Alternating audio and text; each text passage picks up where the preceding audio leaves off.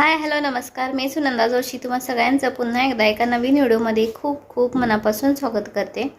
तर आता संध्याकाळचे 5 वाजत आलेले आहेत आणि आता मी व्हिडिओला सुरुवात करते. तर आज काय करणार आहे ते आधी सांगते. रिसेंटली तुम्ही बघितलं असेल की मी ऑनलाईन जे काही कंटेनर्स आणले होते ते क्लीन वगैरे करून ठेवलेत, पण मी त्याच्यामध्ये साहित्य भरलं नव्हतं.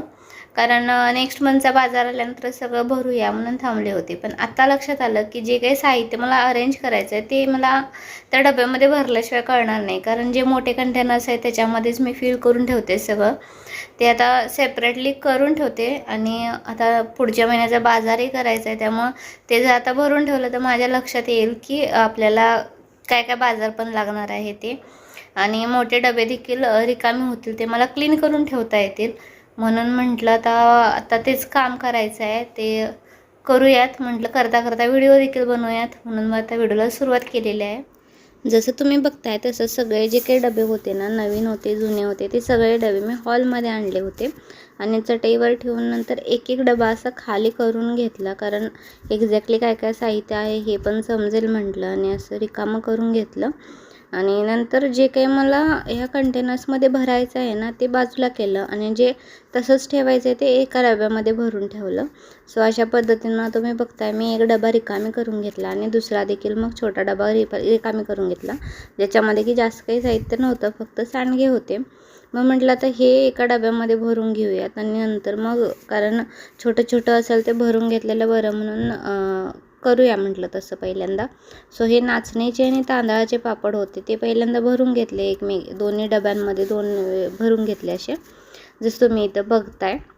आणि नाचणीचे थोडे जास्त होते त्यामुळे ते मग तांदळाच्या ह्याच्यामध्येच ठेवून दिले डब्यामध्ये त्या.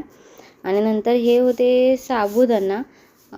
साबुदाणा काय झालं ना, आणला होता खरं तर आम्ही शिवरात्रीला करायचं म्हणून, पण केलाच नाही, तो तसाच राहिला. म्हटलं तो पण स्टोअर करून ठेवला. आणि इथं तुम्ही बघताय की मी थोडंफार डबे ह्याच्यातल्या ह्याच्यात करत होते, कारण थोडंसं कन्फ्युजन झालं माझं. आणि मग मूग होते ते ना छोट्या डब्यामध्ये बसत नव्हते, त्यामुळे म्हटलं मोठे डबे आहेत ना त्याच्यामध्येच कडधान्य सगळे भरून ठेवूया म्हणून सगळे कडधान्य आहे ना, जे स्काय ब्लू कलरचे डबे आहेत ना त्याच्यामध्ये परत मी एकत्र करून ठेवले. म्हटलं घेताना पण आपल्याला बरं पडेल आणि हे जे मोठे डबे होते ते दुसऱ्या कशासाठी तर यूज करता येतील असं झालं. आणि म्हणून म्हटलं मग परत या डब्यांमधलं त्या डब्यांमध्ये करायला सुरुवात केलं. आणि नंतर मग तिसरा जो डबा होता ना तो देखील रिकामी करायला घेतला. आणि हे होते मसूर. सो मसूर थोडे संपत आले होते, ते या महिन्यात आणावे लागणार होते. सो ते पण लक्षात आलं माझ्या. नंतर हे होते सांडगे, जी की 2 पॅकेट आणलेली होती. सो दोन्ही पॅकेट एकाच डब्यामध्ये बसली, ते बरं झालं. त्यानंतर हे छोटे डबे होते ना त्याच्यामध्ये जे काही छोट्या छोट्या क्वांटिटीमध्ये होते ना ते भरून ठेवलं. जसं की आता रिसेंटली डाळ जी होती हरभऱ्याची ती यूज केलेली आणि थोडीशी शिल्लक होती, ती ह्या छोट्या डब्यामध्ये बसली. आणि हा आहे तो गूळ आहे, गुळाची पावडर जी असते ना ते पावडर गूळ आहे, तो पण छोट्या डब्यामध्येच भरून ठेवला. आणि भरलेले डबे असे एका साईडला करून ठेवले मी. आणि नंतर हे जे डबे होते ना हे डीमार्टमधनं मी 5 वर्षापूर्वी घेतलेले डबे आहेत, पण अजून तसेच्या तसे आहेत. सो हे काही मी टाकले नाहीत, ते मी आता कंटिन्यू यूजच करते. सो त्या डब्यांमध्ये मी काय भरून ठेवलं ते सांगते तुम्हाला आधी. हे मखाना होते आणि सोया स्टिक्स थोडेसे होते ते भरून ठेवले. आणि नंतर आता हे सोयाबीन होतं, सोया क्रंच आहेत ना ते पण थोडेसेच होते, त्यामुळे ह्या छोट्या डब्यातच बसतील म्हणून छोट्या डब्यामध्येच मी भरून ठेवले. असं जसं की तुम्ही बघताय ते आरामात त्या डब्यामध्येच फिल झाले व्यवस्थित. आणि नंतर मग ह्या डब्यामध्ये ना जास्त तर खाऊचं साहित्य होतं आणि बऱ्यापैकी संपलेलं होतं, त्यामुळे जास्त काही खाऊचं साहित्य शिल्लक नव्हतं. आणि 1-2 कडधान्य जी होती ना ती खूप दिवसापूर्वी आणलेली होती, मी जे बघितलीच नाही तशी खाली ठेवलेली, ती खालीच राहून गेलेली अशी होती.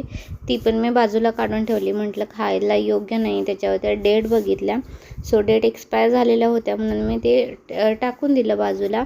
नंतर रवा होता तो पण भरून ठेवला. त्यानंतर हे जे बघताय ना तुम्ही हे पोळी पीठ होतं. रिसेंटली मी पोळ्यांचा जो व्हिडिओ केला होता ना त्याच्यामध्ये हेच पीठ मी यूज केलं होतं. अगदी सेम मैद्यासारखंच असतं, पण थोडं मैदा खूपच असं बारीक असतो, हे थोडंसं मोठं असतं असं. सो हे पण मी भरून ठेवलं एका डब्यामध्ये. पण यामध्ये ना थोडंसं कन्फ्युजन झालं, दोन्ही मैदा हे पोळीपीठच आहे की दुसरं आहे कळत नव्हतं, त्यामुळे दोन्ही पिशव्या ना वेगवेगळ्याच भरून ठेवल्या मी. नंतर हे थोडंसं लावण्याचं परत खाऊचं होतं, पापडी होती ती पण थोडी शिल्लक होती, ती एका डब्यामध्ये भरून ठेवली. आणि ना हे करत असताना माझ्या लक्षात आलं की डबे आपल्याला अजूनही कमी पडतात जर प्रत्येक साहित्य वेगवेगळ्या डब्यामध्येच भरून ठेवायचं म्हटलं तर. म्हणजे आता कसं स्पेस आहे ठेवायला, पण डबे कमी पडतात. आणि रेंटवर राहायचे होत ना त्यावेळेला काय व्हायचं की या 4 डब्यांमध्ये मी बाकी सगळं साहित्य भरून ठेवायचे, कारण तिथे जागा नव्हता ठेवायला. पण आता बघू हळूहळू थोडं थोडं काही साहित्य वाढतच जातं. आणि फायनली नंतर मग इथं हे चहा पावडर होती ती पण भरून ठेवली. आणि साखर आहे ना 1.5 किलोच्या आसपास होती, सो एका डब्यामध्ये तर ती बसणार नव्हती. मग म्हटलं 2 डब्यांमध्ये भरून ठेवूया, कारण या मोठ्या डब्यामध्ये दुसरं काहीतरी भरता येईल आपल्याला, म्हणून जसं की तांदूळ वगैरे ठेवता येतील म्हणून मग तो पण डबा खाली करून घेतला. आणि ह्या बाकीच्या डब्यांमध्ये ना जे जुने डबे आहेत ना त्या जुन्या डब्यांमध्ये जे पहिला ठेवलेलं तेच साहित्य ऑलमोस्ट मी भरून ठेवलं. आणि खाऊचं वगैरे जे काही साहित्य होतं ते या नवीन डब्यांमध्ये भरून ठेवलं. आणि आता हे जे बघताय ना तुम्ही, ही कोल्हापुरी तिखट म्हणतो ना आपण, कांदा लसूण मसाला, तो आहे हा, जो की मम्मी मला 1 वर्षाचा एकदमच भरून देते. सो तोच मी आता ह्या डब्यामध्ये काढायचा होता, म्हणून मी पळी घेऊन आले, एक छोटीशी चम्मच घेतला आणि त्या चमच्याने ना मग असं पटापट भरून घेतला, कारण म्हटलं सांडायला नको खाली. आणि लावणं झोपली होती त्यामुळे मला पटापट आवरायचं होतं, कारण ती जर उठली तर नाही यातलं काहीच करू देणार नाही, सगळं आपणच करतो म्हणते. सो पटापट असं मी इथं आवरत होते. तुम्ही बघताय की सगळे डबे भरून झाले. आणि जे काही रिकामे झालेले डबे होते ना ते सुद्धा मी एका साईडला करून ठेवलेत. आणि तिखट पण भरून झालं. सो हे तिखट आहे ना ऑलमोस्ट 1 वर्ष होत आलं, पण तसंच आहे अजून. वर्षभराचा फुल मसाला मी स्टोअर करून ठेवला आहे. आणि फायनली सगळे डबे भरून झाल्यानंतर सगळ्यात मोठं काम म्हणजे कचरा उचलणं. आता ज्या काही बॅग्स होत्या ना त्या बॅग सगळ्या म्हटलं तसंच टाकावं तर डस्टबिन एकदमच भरणार, म्हणून ते छोट्या छोट्या पिशव्यांमध्ये भरून घेतल्या. आणि एक पिशवीच भरले सेपरेटली त्याची, आणि हे सेपरेटली कचरा ठेवून दिला. सो त्यानंतर तेलाच्या जेवढ्या होत्या ना 2 बॅग्स होत्या त्या तेवढ्या एका छोट्या डब्यामध्ये भरून ठेवल्या. आणि पटापट मग सगळे डबे रिकामे करून जे धुवायचे होते ते बाजूला करून ठेवले, जे भरून ठेवले ते एकत्र करून ठेवले. आणि नंतर लक्षात आलं की मी हे आणले रिसेंटली, आम्ही मागच्या महिन्याचा बाजार केलेला ना त्यावेळेला मला हे 2 किलो गव्हाचं पीठ मिळालेलं होतं. 9 रुपयाला 1 पॅकेट असं काहीतरी भेटलं होतं, म्हणजे 2000च्या वरती शॉपिंग केल्यामुळं. सो ते देखील मी इथं भरून ठेवलं ह्या डब्यामध्ये चपातीच्या पिठाच्याच. आणि फायनली हे सगळे डबे पण मी पटापट नेऊन ठेवत होते.